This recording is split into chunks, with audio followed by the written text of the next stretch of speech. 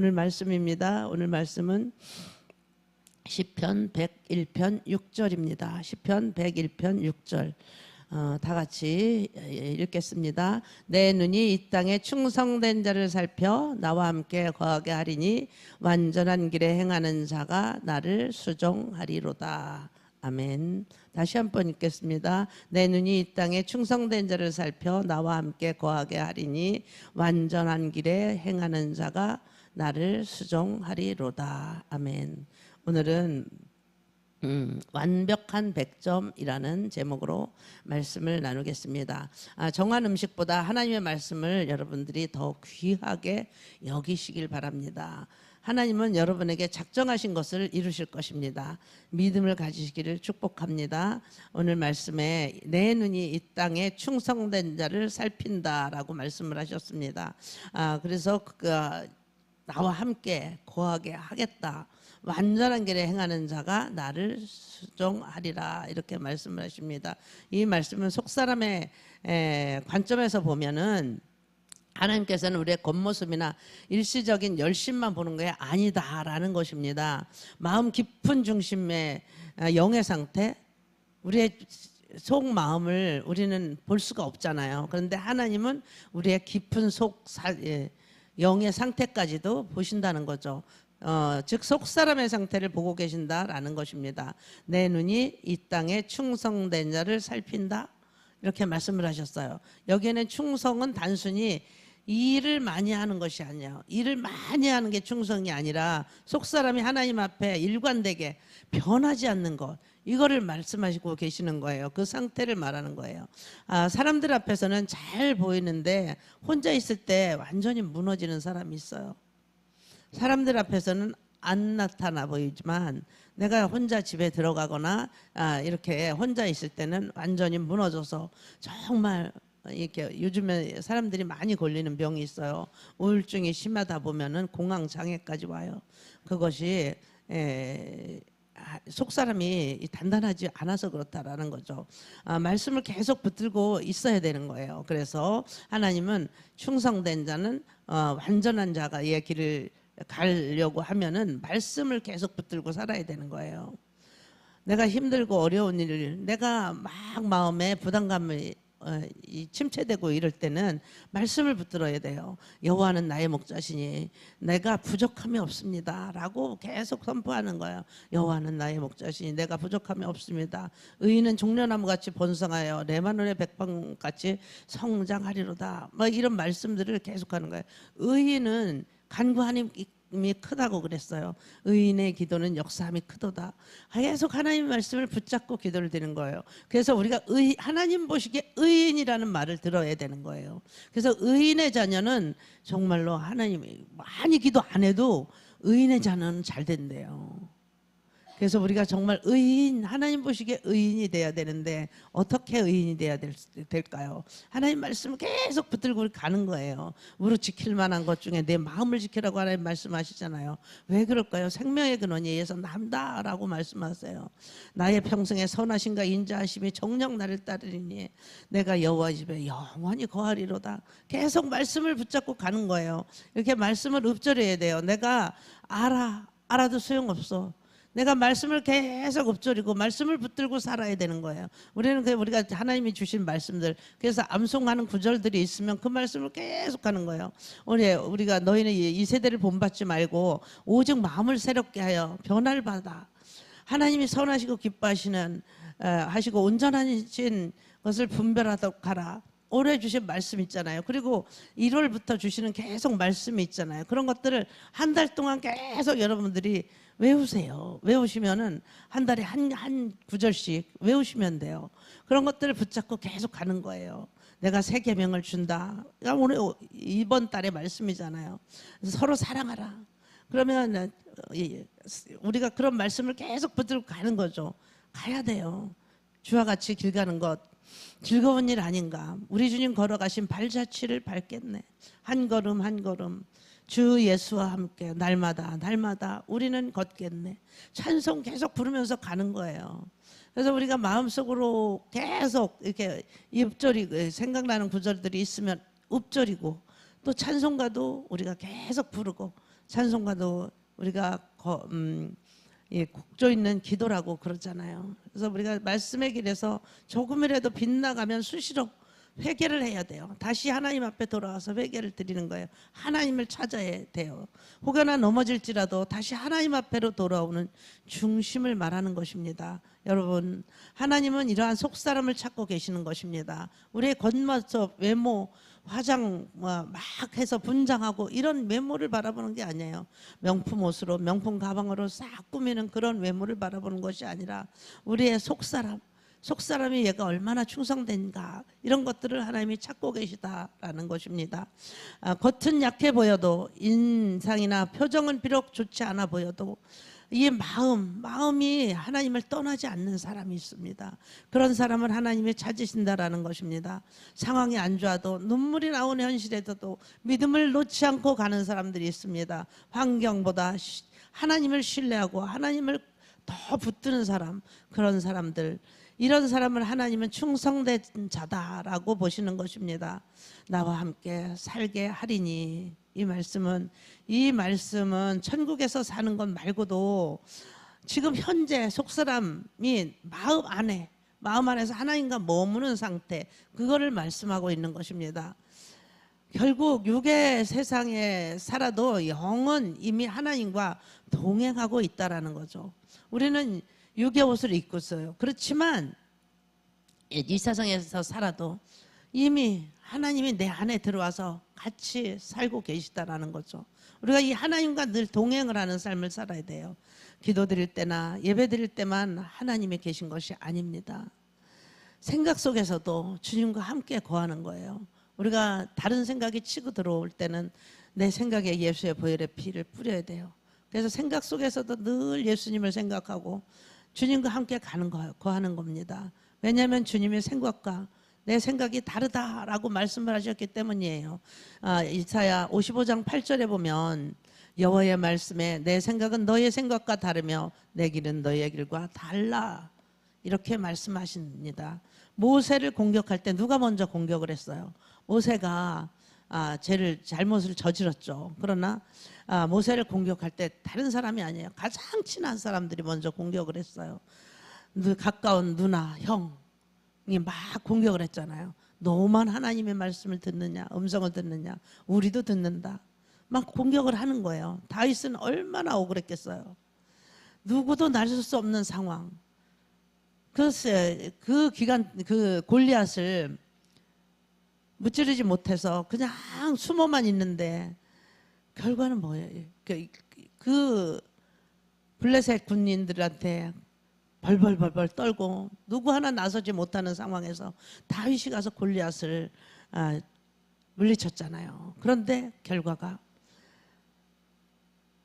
사울왕이 자기보다 여인들이 높이는 소리를 듣고 사울은 천천히요, 다윗은 만만이다, 그것을 듣고 막 다윗을 질투하기 시작을 한 거예요. 다윗은 얼마나 억울했겠어요. 그런데 다윗은 거기에 반응하지 않고 속상해하지 않고 그냥 도망 다녔어요. 얼마나 하나님이 훈련을 시키셨겠어요. 요셉은 어때요? 잘못한 거 있나요? 잘못한 거 없어요. 그러니까 하나님이 다루시는 거예요. 온유한 자로, 온전한 자로 하나님이 다루시는 기간에는 이렇게 내가 잘못을 하지 않았더라도 정말로 그 사람들을 다루시는 기간 갖다가 집어넣는 거예요. 광야에 집어넣는 거예요. 그리고 내가 온전해지기까지, 내가 정말 이 마음이 변화될 때까지 하나님이 다루시는 거예요. 그래서 온유한 자가 될 수 있어야 되는 거예요. 우리가 어떤 상황에서도 정말 내가 반응하지 않아, 아주 억울한 일을, 김미진 간사 간증을 내가 오랜만에 들었는데 그러더라고요. 정말 예전에 힘들었을 때보다 더 힘든 고비를 넘겼다고 하더라고요. 그냥 NCMN 공동 돈을 자기 한 푼도 안 썼는데 그걸 다 횡령해서 썼다. 홍성건 목사님 애를 낳았다. 막 별의별 소리가 다 들리는데 정말 힘들었대요. 그런데 아무 말도 안 했대요. 반응하지 않았대요. 결국은 그것을 거기에 있는 간사들이 다 지켜보고 있었다는 거죠. 그럴 때 그 온유함, 그거를 보고 이제는 그 모든 사람들이 그 간사를 따른다고 이렇게 이야기를 하더라고요. 여호와 말씀에 내 생각은 너의 생각과 다르며 내 길은 너의 길과 다르다라는 것입니다. 그래서 훈련은 억울한 것을 참는 거예요. 억울하지만 참아야, 힘들어도 참아야 돼요. 나를 길들이기 위한 하나님의 방법이에요. 온유하게 만드는 과정이에요. 속사람이 단단하게 만드는 과정이에요. 55장 9절에 하늘이 땅보다 높음 같이 내 길은 너희 길보다 높으며 내 생각은 너희 생각보다 높다. 하나님 말씀하세요. 잠언 3장 5절에 보니까 너는 마음을 다하여 여호와를 의뢰하고 내 명철을 의지하지 말라. 6절에 너는 범사에 그를 인정하라. 그리하면 내 길을 지도하시리라. 우리는 하나님을 의뢰해야 돼요. 내 명철, 내가 잘났다고 나를 의지하지 말라는 거예요. 범사에 그를 인정하면 그 하나님께서 우리를 지도해 주시겠다라고 말씀하시는 것입니다. 말 속에서도 선택 속에서도 주님과 함께 거하는 상태를 말하는 것입니다. 지금 이게 무슨 의미인지 아십니까? 하나님은 충성된 우리의 속사람과 마음에서 고할 처소를 삼고 계시다라는 것입니다.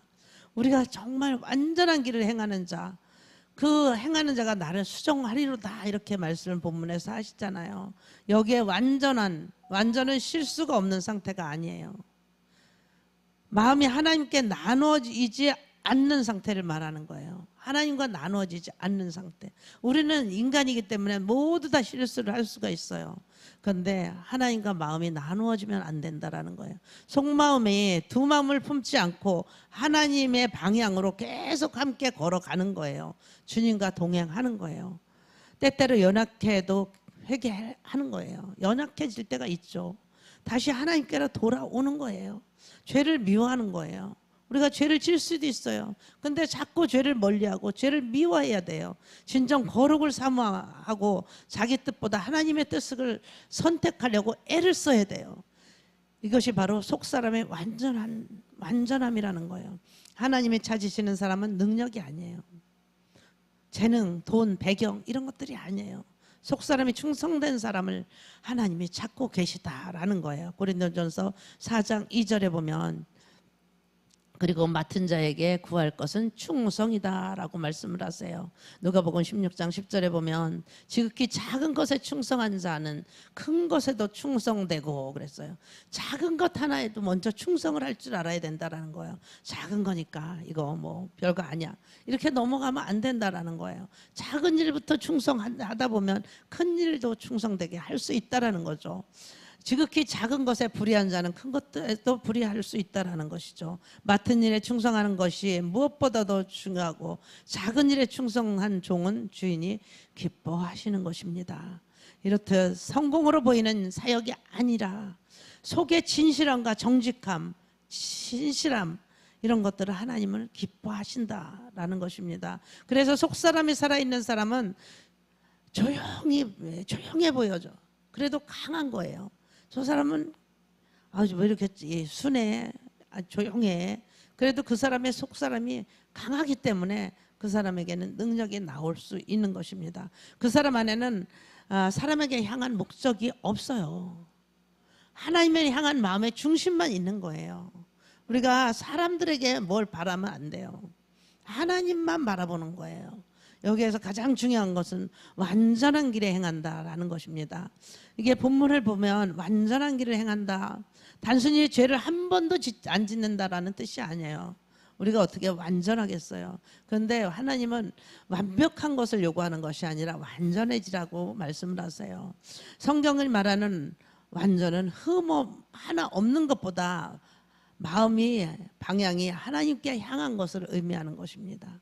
하나님께 늘 마음이 향해 있어야 된다라는 거예요. 그래서 완전한 길을 행한다라는 것은 속사람이 하나님 앞에서 올바른 방향으로 계속 걸어가는 삶을 말씀하고 있는 것입니다.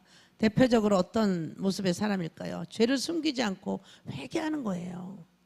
다윗은 분명히 죄에 넘어졌어요. 근데 죄를 끌어안지 않았어요. 죄를 숨기려고 하지도 않았어요. 버티지 않았어요. 베개가 침상이 눈물이 젖도록 기도했다라고, 회개했다라고 이야기를 합니다. 시편 51편 10절에 보면 하나님이여 내 속에 정한 마음을 창조하시고 내 안에 정직한 영을 새롭게 하소서. 이게 시편 51편은 하나님이 다윗이 밧세바를 범하고 그리고 하나님께 회개하는 그런 기도예요. 이렇게 11절에 보면 나를 주 앞에서 쫓아내지 마시며 주의 성신을 내게서 거두지 마소서. 이렇게 하나님 앞에 정직한 마음을 새로 창조해 달라고 기도를 하고 정한 마음을 새롭게, 영을 새롭게 해달라고 기도를 하는 거예요. 그리고 주님이 나를 쫓아내지 말라 달라고, 주의 성령을 나에게서 거두지 말게 해달라고 계속 기도를 드리는 거예요. 사람보다 하나님을 더 의식하는 삶을 다윗은 살았습니다. 시편 52편 17절에 보면 하나님이 구하시는 제사는 상한 심령이라. 하나님이여 상하고 통회하는 마음을 주께서 멸치치 아니하시리다. 그래서 자기가 얼마나 마음을 하나님 앞에 드렸겠어요. 그래서 통회하는 마음, 애통하는 마음을 하나님 앞에 드렸을 때 그 마음을 하나님께서 멸시하지 말라고 그리고 기도를 드리는 것입니다. 보이지 않는 자리에서 하나님의 눈을 의식하면서 사는 것을 하나님은 기뻐하시는 것입니다. 결국 완전한 사람은 실수가 없는 사람이 아닙니다. 죄를 붙잡고 살지 않는 사람입니다. 하나님의 말씀을 보고 듣고 실제로 순종하려고 애쓰는 그런 것들은 어떤 걸까요? 용서하라고 하면 용서하고, 사랑하라고 하면 사랑하고, 죄를 버리라고 하면 죄를 끊어 버리고, 이렇게 애써서 싸워서 사는 것을, 그런 삶을 말하는 것입니다. 돈을 사랑하고 또 인정을 받으려고 하고 쾌락을 좋아하고 성공보다는, 이런 것들보다는 하나님의 뜻을 더 귀하게 여기는 거예요. 그래서 마음의 중심에 하나님의 우선순위, 그런 하나님을 우선순위로 두는 상태를 말하는 것입니다. 끝까지 충성하고 충성하려는 삶입니다. 힘들어도, 응답이 늦어도, 환경에 흔들려도 하나님을 떠나지 않고 계속 하나님께 나아가는 것입니다. 그래서 완전한 자의 길에 행하는 사람은 자기의 의를 절대로 자랑하지 않습니다. 오히려 자신을 살피고 성령의 도움을 간구하며 살아가는 것입니다. 생각과 마음과 선택과 말과 행동이 점점 예수님을 닮아가는 과정, 그 자체가 완전한 길에 행하는 삶이 되는 것입니다. 완전하고 완벽하다는 것, 그것은 어떤 걸까요? 완벽은 오류가 전혀 없는 상태예요. 실수가 없는, 부족함이 없는, 틀리지 않는. 예를 들어서 수학 문제 안 틀려, 완벽해. 근데 흠이 보이지 않아요. 조금도 틀림도 허용이 안 되는 거예요. 완벽한 사람이에요.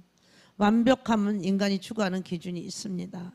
성경 속 인물 중에 가장 완벽해 보이고 매우 철저한 자들이 바로 바리새인들이었습니다. 완벽함을 붙들면 실수를 했을 때 하나님께 가기보다는 자기를 자책하고 열등감에 사로잡히게 돼요. 완전함, 이것은 하나님께 온전히 향한 상태를 말하는 것입니다. 하나님께서 보기는 완전한 관계, 완전함은 관계 중심인 것입니다. 나와 하나님과의 관계, 그리고 하나님을 향한 내 마음의 중심인 것입니다. 완전한 히브리어로 타밈이에요. 하나님께 온 마음을 드린 상태, 마음이 나눠지지 않는 그런 모습을 말씀하고 있는 것입니다. 완전하면 실수가 없고 허물이 없고 죄가 없는 것이 아니라 죄를 사랑하지 않는 것이라는 것입니다. 두 마음을 품지 않는 것, 말씀을 따라서 살려고 그냥 온 마음을 다해서 사력을 다하는 것, 그것을 말씀하고 있는 것입니다. 하나님은 진심으로 온 마음을 다해서 사랑하는 것입니다. 그 하나님을 사랑해야 돼요. 진심으로 온 마음 다해 주님을 사랑합니다. 이런 찬양도 있잖아요. 행의 열매도 있게 되는, 그렇게 하면은 행의 열매도 반드시 있습니다. 완벽은 실수하지 않을 거야 라고 하는 거예요. 내가 실수 안 할 수가 있나요? 사람은 다 완벽할 수가 없어요. 하나님은 우리의 허물, 실수 이런 거를 그런 것들을 들춰내는 분이 아니에요. 완전 하나님께 속할 거야. 실수와 허물이 있을 수도 있어요. 우리는 완벽한 자가 아니에요. 완전한 자가 되려고 노력해야 하는 것입니다. 창세기 6장 9절에 보면 노아의 사적은 이러하니 노아는 의인이라 당대의 완전한 자라 그랬어요. 그가 하나님과 동행을 했대요. 그래 하나님 노아는 의인이라 그랬어요. 완전한 자다. 그런데 노아가 어때요? 실수를 하잖아요. 실수하잖아요. 술이 취해서 벌거벗고 자는데 그 아들이 그걸 보잖아요. 노아는 완전한 자였어요. 그러나 그도 실수를 합니다. 창세기 17장 1절에 보면 아브라함이 99세 때 여호와께서 아브라함에게 나타나 그에게 이르되 나는 전능한 하나님이라 너는 내 앞에서 행하여 완전하라 이렇게 이야기를 합니다. 아브라함 아직 아브라함이 되지 않았어요. 그는 하나님 앞에서 완전한 자, 완전한 행하여서 내 앞에서 완전한 자가 되라. 하나님 말씀하셨어요. 그런데 아브라함은 어때요? 완전한 자가 됐나요? 두려워서 아내를 팔아먹고 거짓말을 했어요. 조급한 마음으로 하나님 말씀에 순종하지 않고 아내의 말에 순종해서 하가를 취했어요. 이렇게 해서 계속 문제를 만들어 가는 거예요.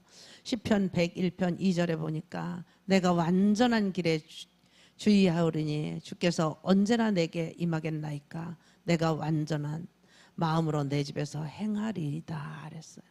온전하다는 뜻은 목적을 이루어 성숙해진 상태, 하나님 뜻 안에서 점점 성숙해져서 장성해 가는 사람을 말합니다.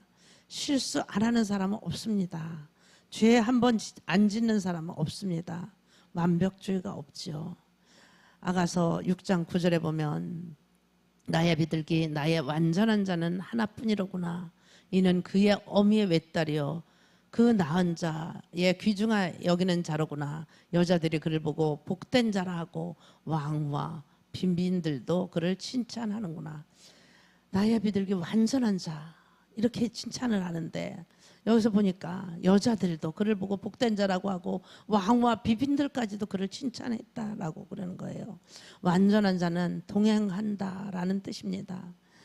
아가서 2장 10절에 보면 나의 사랑하는 자가 내게 말하여 이르기를 나의 사랑 나의 어여쁜 자여 일어나서 함께 가자. 13절에 무화과 나무에는 푸른 열매가 익었고 포도나무에는 꽃이 피어 향기를 토하는구나. 나의 사랑 나의 어여쁜 자야 일어나서 함께 가자. 마음으로 동행하였기 때문에 아무도 몰라요. 근데 이는 계달의 장막같이 완전히 정말 인물은 볼품이 없지만 하나님께서 보시기에 아주 아름다운 자였습니다.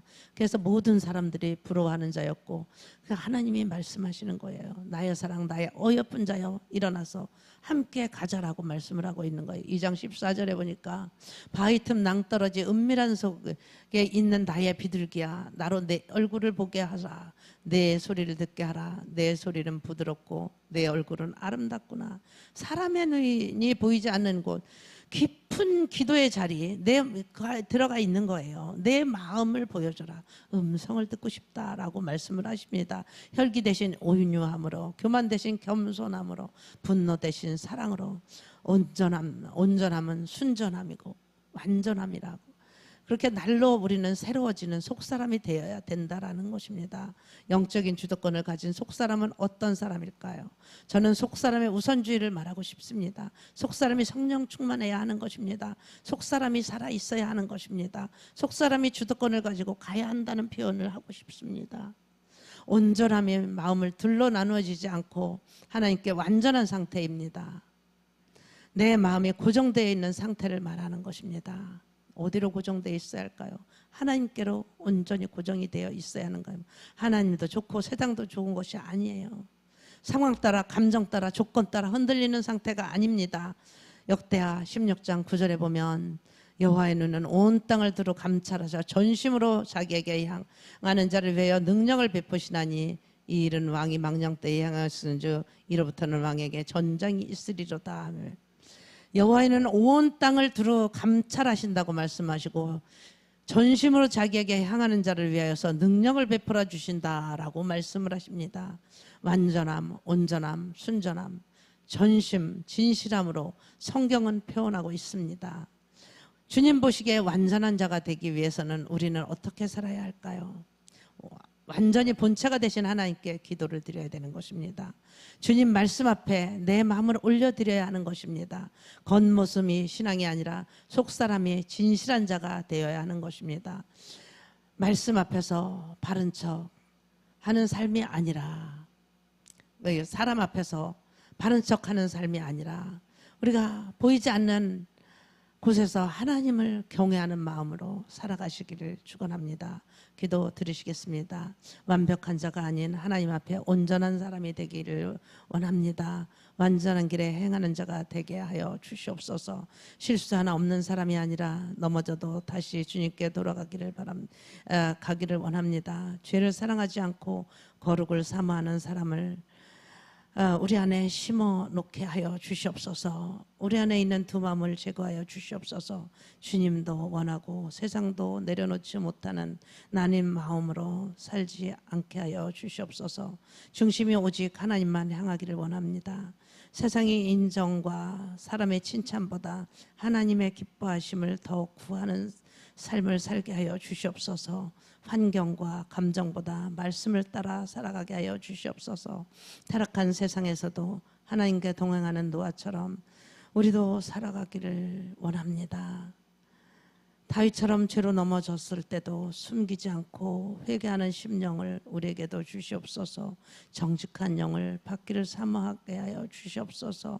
우리는 주님께 온전히 드릴 수 있는 사랑을 허락하여 주셔서 내 속사람이 날마다 예수님을 닮은 삶으로 살아가게 하여 주시옵소서.